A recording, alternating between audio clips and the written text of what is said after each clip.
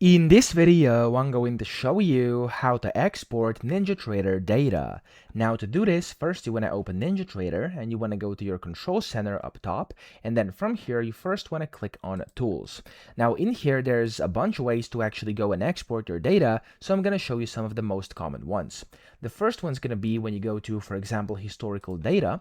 You can see then in this historical data window, down here it says export. You can click on that and you can go and select your instrument, start date, end date, and then the interval and data type as well. And then from here, hit the export button and you'll be able to save this wherever you want. I'm going to go to downloads, and of course it's a TXT file, and then click on save.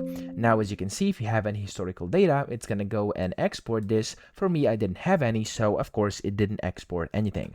But that's the first way you could do this. Then next is going to be go to tools and then hover over the export button. And here's 4 things you can go and export. The first one is a backup file. So to export a backup file data, you want to click on that.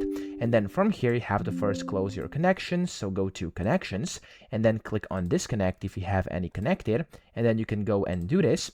From here, select all you want to export, hit this export button, and then again, you can just save this wherever you want. So it's going to open like this. It's going to be a special file. Select where you want, hit the save button, and it's going to save it for you, okay? That's the second way. Then you have the option to actually export the historical data in here as well, which is the same thing I showed you earlier. And then you have this next option here, which is going to be the NinjaScript add-on, allowing you to export things like add-ons and indicators. I'm actually going to go and hit the add button. I'm going to find one over here. For example, I'm going to do this indicator, and I'm going to hit OK. And then export, and it's going to export as a zip, and you can then of course send this to somebody or use it on a different computer or something like that. Hit the save button and you're good to go.